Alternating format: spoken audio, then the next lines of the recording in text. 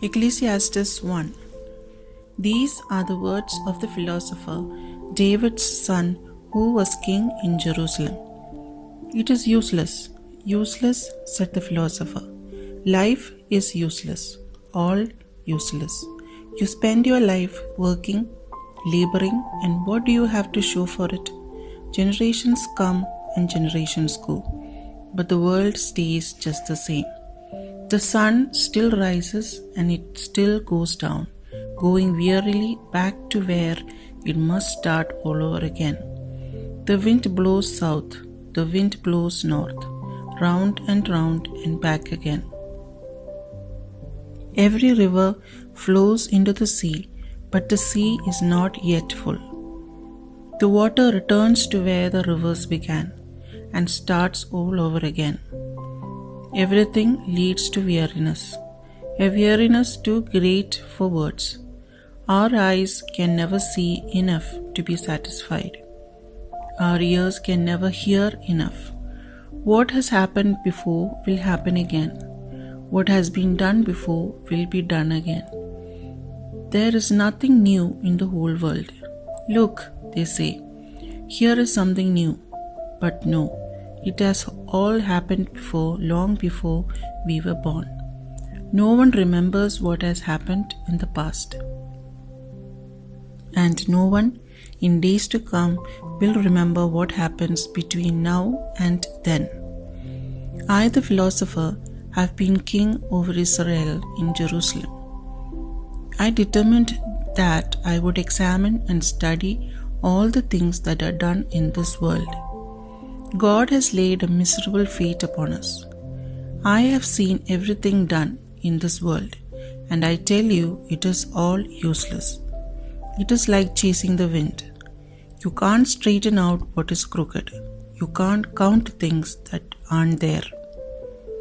I told myself, I have become a great man, far wiser than anyone who ruled Jerusalem before me. I know what wisdom and knowledge really are. I was determined to learn the difference between knowledge and foolishness, wisdom and madness. But I found out that I might as well be chasing the wind. The wiser you are, the more worries you have. The more you know, the more it hurts. Ecclesiastes 2.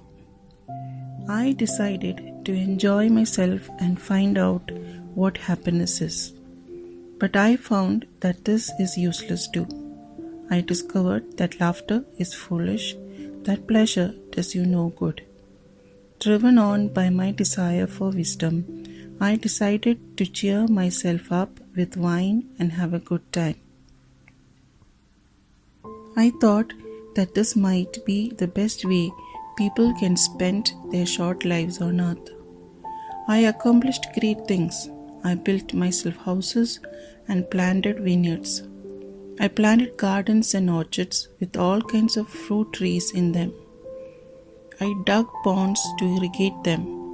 I bought many slaves, and there were slaves born in my household. I owned more livestock than anyone else who had ever lived in Jerusalem. I also piled up silver and gold from the royal treasuries of the lands I ruled. Men and women sang to entertain me, and I had all the women a man could want. Yes, I was great, greater than anyone else who had ever lived in Jerusalem, and my wisdom never failed me. Anything I wanted, I got. I did not deny myself any pleasure. I was proud of everything I had worked for, and all this was my reward.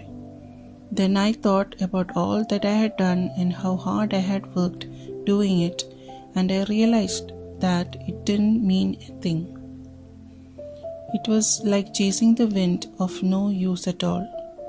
After all, a king can only do what previous kings have done. So I started thinking about what it meant to be wise or reckless or foolish. Oh, I know, wisdom is better than foolishness, just as light is better than darkness. Wise men can see where they are going, and fools cannot. but I also know that the same fate is waiting for us all. I thought to myself, I will suffer the same fate as fools. So what have I gained from being so wise? Nothing, I answered, not a thing. No one remembers wise men, and no one remembers fools. In days to come, we will all be forgotten. We must all die, wise and foolish alike. So life came to mean nothing to me, because everything in it had brought me nothing but trouble. It had all been useless. I had been chasing the wind. Nothing that I had worked for and earned meant a thing to me, because I knew that I would have to leave it to my successor. And he might be wise or he might be foolish, who knows?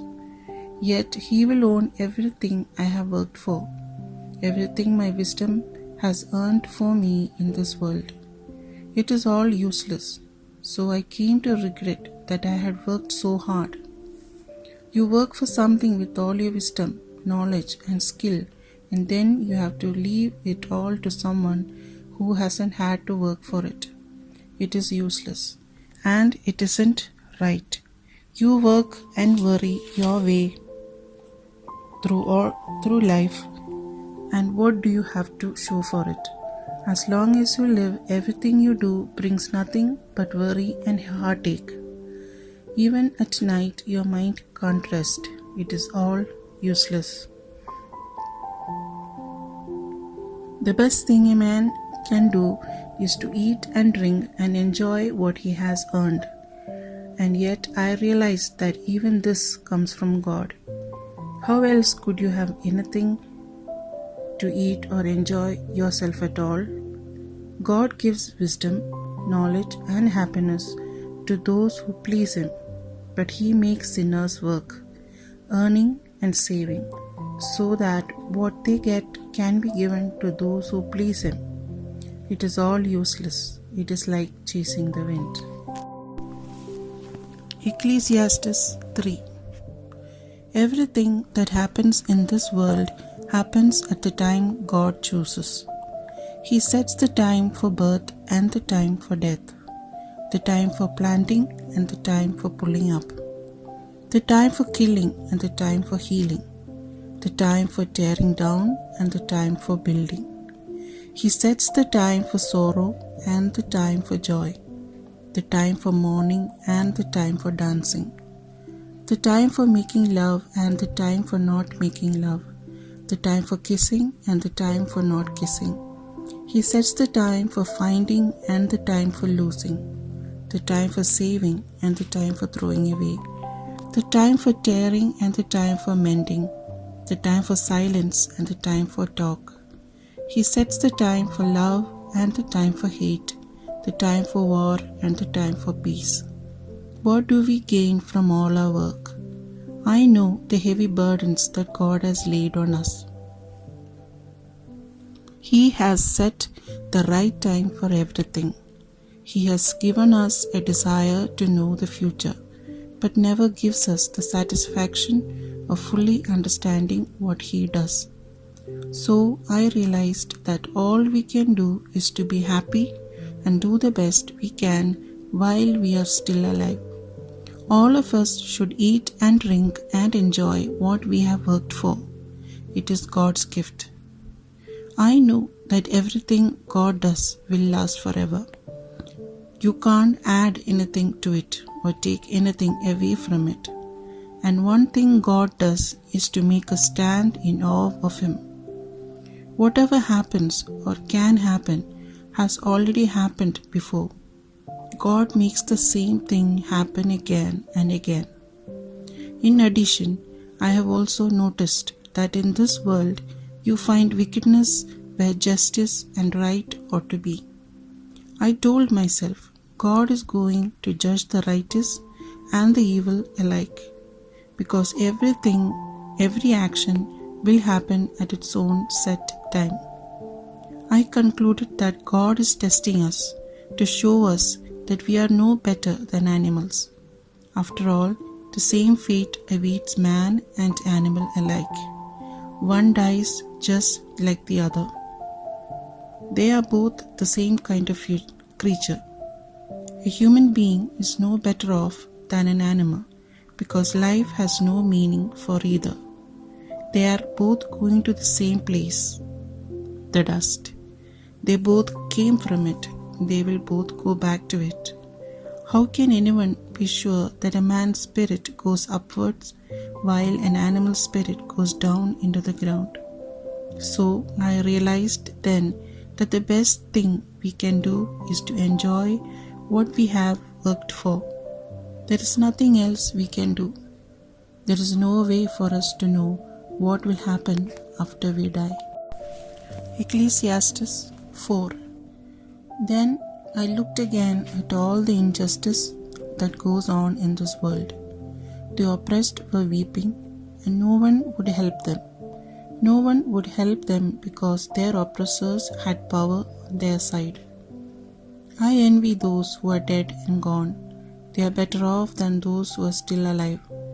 But better off than either are those who have never been born, who have never seen the injustice that goes on in this world. I have also learned why people work so hard to succeed. It is because they envy their neighbors. But it's useless. It is like chasing the wind.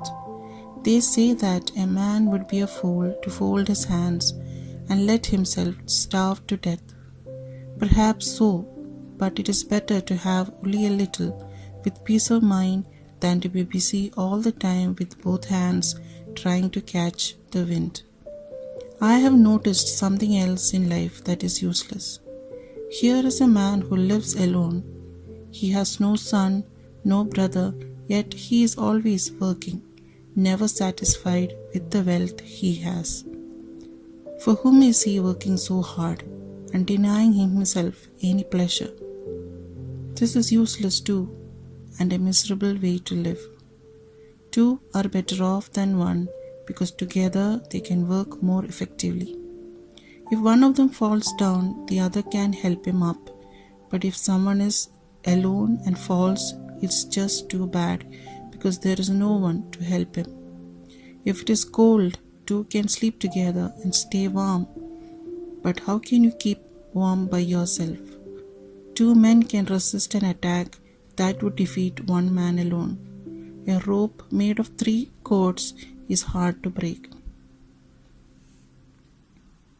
A man may rise from poverty to become king of his country, or go from prison to the throne, but if in his old age he is too foolish to take advice, he is not as well off as a young man who is poor but intelligent.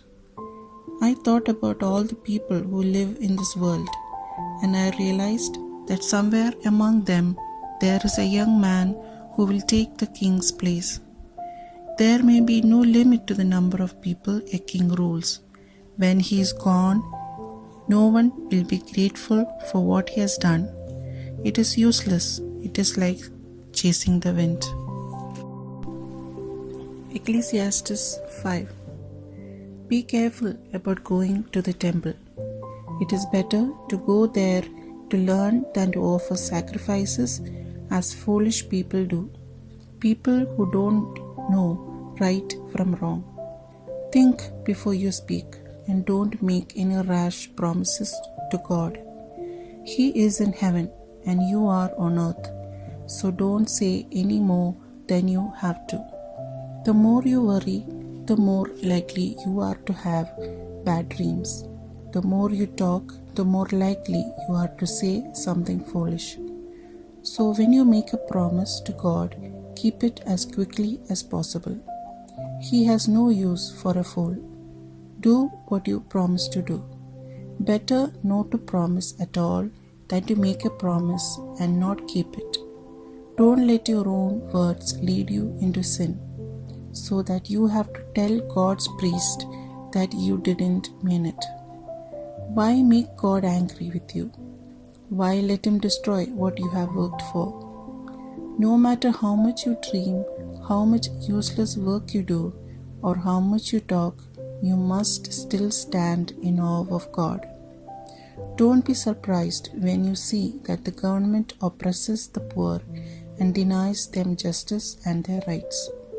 Every official is protected by the one over him, and both are protected by still higher officials. Even a king depends on the harvest. If you love money, you will never be satisfied. If you long to be rich, you will never get all you want. It is useless. The richer you are, the more mouths you must feed. All you gain is the knowledge that you are rich. A working man may or may not have enough to eat, but at least he can get a good night's sleep. A rich man, however, has so much that he stays awake worrying. Here is a terrible thing that I have seen in this world. People save up their money for a time when they may need it, and then lose it all in some unlucky deal and end up with nothing left to pass on to their children. We leave this world just as we entered it, with nothing. In spite of all our work, there is nothing we can take with us. It isn't right. We go just as we came. We labor trying to catch the wind, and what do we get? We have to live our lives in darkness and grief, worried, angry, and sick. This is what I have found out. The best thing anyone can do is to eat and drink and enjoy what he has worked for during the short life that God has given him. This is man's fate. If God gives a man wealth and property and lets him enjoy them, he should be grateful and enjoy what he has worked for. It is a gift from God.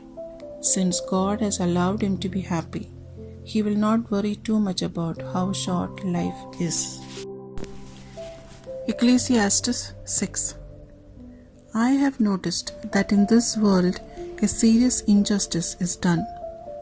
God will give someone wealth, honor, and property, yes, everything he wants, but then will not let him enjoy it.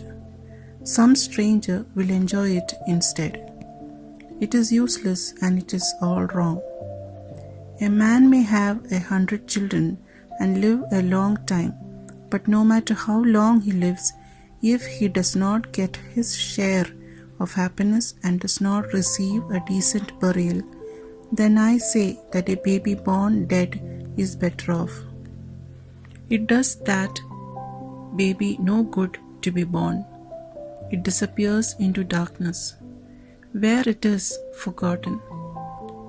It never sees the light of day or knows what life is like, but at least it has found rest, more so than the man who never enjoys life, though he may live 2,000 years. After all, both of them are going to the same place. A man does all his work just to get something to eat, but he never has enough. How is a wise man better off than a fool? What good does it do a poor man to know how to face life? It is useless. It is like chasing the wind. It is better to be satisfied with what you have than to be always wanting something else. Everything that happens was already determined long ago, and we all know that a man cannot argue with someone who is stronger than he. The longer you argue, the more useless it is, and you are no better off. How can anyone know what is best for a man in this short, useless life of his, a life that passes like a shadow? How can anyone know what will happen in the world after he dies?